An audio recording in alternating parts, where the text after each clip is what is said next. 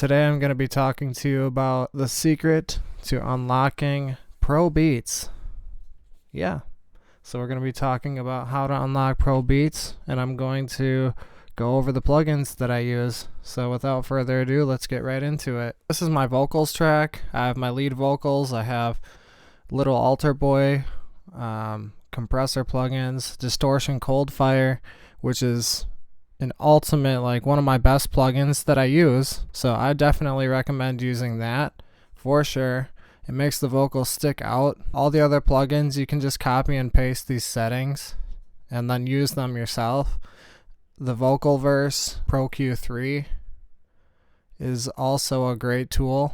I love using Pro Q3. So it's key to have all of these plugins. Arturia FX5 is the plugin bundle that I got that really makes the big difference. So you're definitely going to want Arturia FX5 to make Pro Beats. You can get that on Splice for only, $24 a month. And that's a pretty good deal. You can buy it outright at arturia.com. But I would suggest using the trial version or the rent-to-own plugin version because it works wonders. You can't go wrong. That's what I use, and I definitely recommend it because your beats will sound high quality. You can hear it in my beats. They're completely different than they were 4 months ago. So, I mean, it really makes a difference. There's only a couple plugins I use anymore. It would be Little Altar Boy, just in case. I have it turned off, you can see on the bottom, but Pro Q3, Little Altar Boy, Reverb LX24. Little Altar Boy is from Sound Toys. You don't absolutely need that. This is the beat group, so you're going to have your group for your beat. It's everything but the vocals and the FX. Then when you go down here, you can see I have different groups. I have the drums group, FX group, and I have buses on every single one of these. These plugins are all from Arturia FX5. You're going to need to make sure that your computer can handle these plugins without crashing. I know my previous laptop would crash whenever I used plugins that require more RAM. Having a computer that has the right amount of RAM to support these plugins is crucial. So you're going to need to make sure that you can use these plugins without having your computer crash, because God knows none of us want to be dealing with a computer that just keeps crashing, not working when you're using your plugins. I mean, nobody likes that. You're going to want to set up your live default session or Pro Tools or whatever you use and put everything together so you don't need to drag and drop these plugins on every session. So this is my synth bus, and I have my bus peak on here. You can just copy and paste these settings. And then, so it's got the synth, my Cthulhu in case I want to do any ARPs. I have the other two named, so that's for the ARP. I have the other two tracks there for melody and chords. They're both called alt chords, but like I said, just copy and paste these settings and you should be good. That's the Cthulhu arpeggiator. You can just plug your chords in there and it'll come out with an ARP. You would need to look up a video separately for that. And then here, these are my settings for the melody and chords. So you're going to want that compressor, you're going to want the reverb. These are my settings for the melody and chords section. So you're going to want a compressor, the reverb, bus exciter, and you can just, like I said, copy and paste these settings. Once you get Arturia FX5, that's the game changer. That's what really changes everything. So you're going to want to get that. You got the tape delay. I mean, prior to having this tape delay, you would have to sidechain your reverb to your delay, and it was this really complicated process to get like an echo delay or a tape delay effect. But this plugin is like one of the real plugins that you can use in a big studio. So this allows you to skip that whole extra process of linking this bus to this bus and this bus to this bus to come out with the desired sound. That's what I love about the tape delay and all the plugins. These are all real instruments that people use in big studios, but they made them into plugins. So that's what makes Arturia FX5 so powerful. And then the Pro Q3, I have the settings there to avoid the kick drum, 405 Hertz to 5000 Hertz. So that way the melody or chords can stick out from the rest of the mix, so they're not overly interrupting the vocal or the drums or bass. So it's sitting in its own pocket from 400 Hertz to 5063 Hertz. That's what I have it set to by default. So every time I open a track, it's automatically, these settings are on there. So I don't need to go through and do the work every single track. I can just focus on making the track and making something good. And I know it's going to sound good because I have these plugins already set like this. So that's what you're going to want to do. Copy those settings. The bass group, so this is the bass group. I have the bus force on here, and you can just copy and paste these settings. Like I said, I'll show you where I went, and I'm only using the equalizer, filter, and saturation. And here you can see I went to one of these here. Let's see which one it is. Right there. So just go to distortion, low and even saturation. I didn't change much, so you should be good as far as that goes. But I'll show you my settings. That's the equalizer setting. So if you want to copy and paste the filter settings, I have it set to that. The dials, you can set the dials to where I have them. And then saturation, this is what I have the saturation settings to. And then here, this is the actual bass track. So I have a simpler on here. You can see where it says Cymatics Bass Geeked. That's the bass. So I've found that this works better than actually using a synth. I have the Pro Q3. Those are my Pro Q3 settings. You're going to want to copy and paste those. And you can just rewind this video, stop it, pick what you like, copy that down, and then go through the rest of the video and do the same thing. So here with the Ozone, I have this on here. It's basically a monitor so that you can monitor where it's going in the stereo field. So you want it right directly down the middle. You don't want it to be out to the sides, like wide, because then it'll be clashing with other instruments and it won't be so pronounced in the mix. So here, down here, you can see I have the audio effect rack and I use Amplitude 5. It's actually a guitar amp simulator. I'm only using the distortion pedal. So if you don't have that, you can just use the saturator here. Any saturator that you have, just adjust the drive up and down, change the sine wave like this, and whichever one you choose, I found that the further you go down, the more distorted the sound will be. The analog clip is just the basic, and then you can adjust the wet and dry. I have it set really low because just a little tweak will make a lot of distortion. You're going to want that. This is what I use for my beats to come out with a bass that's just super hard, a really hard bass. Make sure that you use the tuner to see if it's in tune, and if it's not, if it's a couple cents off, then you're going to want to detune, change that detune setting. If it's plus 23, you're going to make that minus 23 so that it's right on the note that it's supposed to be. Make sure that in the simpler you also change the voicings to 1 so that way it's not making multiple voicings when you play a note on your keyboard. And then the compressor, you're going to want to sidechain from the kick. So sidechain the audio from the kick. You can see in my tracks underneath the bass there's the drums group, and then 2 down from the drums group is the kick, 13, the kick. So you're going to want to sidechain it from that, and then use this thresh setting right here to change the amount of duck. It'll show you when you're playing the kick. It'll show the audio in that little field there, and you're going to want, the sweet spot is negative 32 decibels on that thresh setting.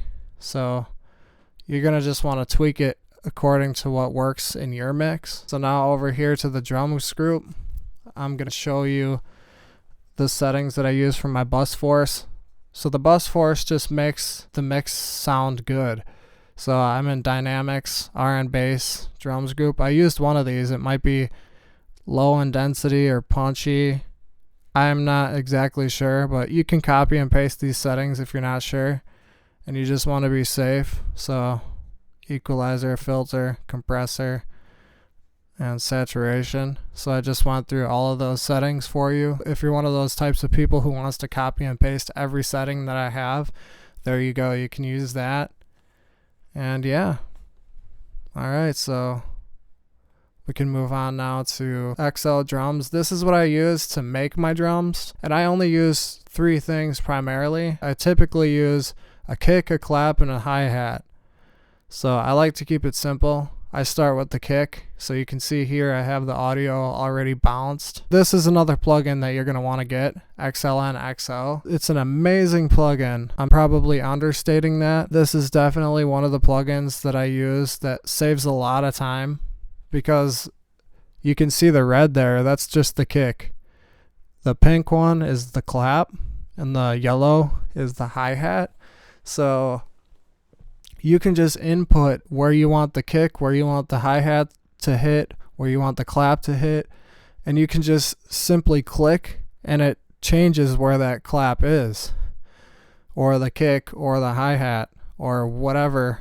Open hi-hat even. You can use a lot more. You can use a snare. I just specifically use the kick, clap, and hi-hat, but you can use any of those, you know. Then you click that button on top that I just clicked there, and then boom, see the audio from that kick pattern that I have there.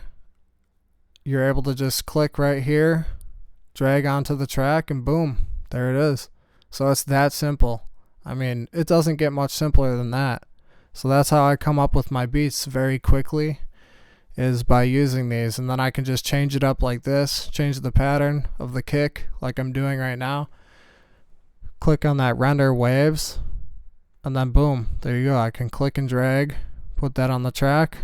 Boom, there you go. Now I have two separate drum patterns right there, and it was that simple, that quick, that easy. Yeah, this is a great plugin. It's my go-to plugin. And since I care so much about the kick, I have my kick settings automatic, so that way every time I come into my session, it's saved down there. I don't need to keep dragging and dropping and setting it up every single time. That would waste a lot of time if I did that. So you're going to want to put these, and these are all from Arturia FX5. Literally all these plugins here are from that. You're going to want the pre-1973. I would recommend putting them in the exact order I have the plugins in. So you're going to want that pre, you're going to want the compressor after that, the EQ, well, it's going to be distortion tube, and just copy and paste my settings. You can just pause the video, copy, paste, and then move on. But if you like my mixes, which I'm sure you will, then these are the settings to use. The clap, these are my settings. Got the compressor, distortion tube, reverb LX24, delay, tape delay, the rotary, so that basically makes the sound move around the stereo system. You can see the little yellow circle there. When the clap is hitting, it's moving around the stereo field just like that. So it's going from left to right, left, right, left, right, left, right, just like that. You can see the circle. So it's very visual. I love that. And I have two EQs, so just copy and paste those settings. This is the hi-hat settings, so I don't have as many plugins on here, but this works great. I found that the compressor diode works great. So just copy and paste those settings, and then now this is the FX group. So for the FX group, you have another bus force, which isn't a surprise. And these settings I didn't change much at all. I'm only using the equalizer. You can see the filter and the compressor aren't even, the saturation aren't even turned on. So you don't need to use those. But I'll show you here what setting I'm using. The impact and the crash, I rarely even use those. I pretty much use the riser and the downlift only. Alright, so if you go in here, you can see that I went into the EQ settings. I don't know exactly which one I used, but you can choose from the options here and just find one that works. If it has that curve right there, like you can see on the equalizer, how it's like a slant, just find whichever one looks like that. I know I didn't change many settings at all, so that should be good. Whatever you can find in the EQ settings that looks like that and the bus force would be great. Then you can see I have the reverb LX24 on the impact, just in case I use it. The dark perk chamber, and then riser, I have the ramped percussion. With the downlifter, I have an aerial plate, so I'm just using a reverb plate. I think this is the only track I use a reverb plate, actually, which is surprising. Then the crash, I have the subtle perk room for the reverb LX24 settings. And that is my default live session. That's what you can do. And you can see I have my risers. I have one riser that leads up into the chorus and one riser that leads up into the verse.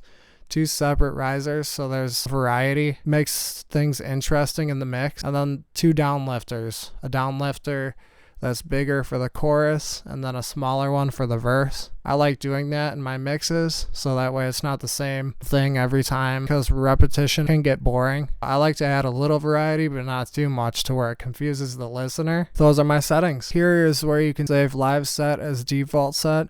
This is where you're going to go to save this whole live set. So once you put all these plugins on your track and your groups, your buses, then you're going to want to save as a default set. And you can see here, this is my default set. This is what my set was before we even started this video.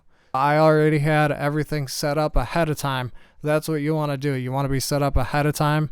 So whenever you open a session, it's already ready. And you don't have to do much. You can just start playing your instruments, go down to your bass. You can drag and drop a different bass in if you want to. Change the tuner, change the sense if it's not in tune, and then make your track. This is all designed so that you can make your track without having much extra time wasted dragging and dropping plugins. If you like my beats, if you like the way they sound, this is definitely what you're going to want to use. Please like, comment, subscribe. Thanks for watching, and I'll see you next time.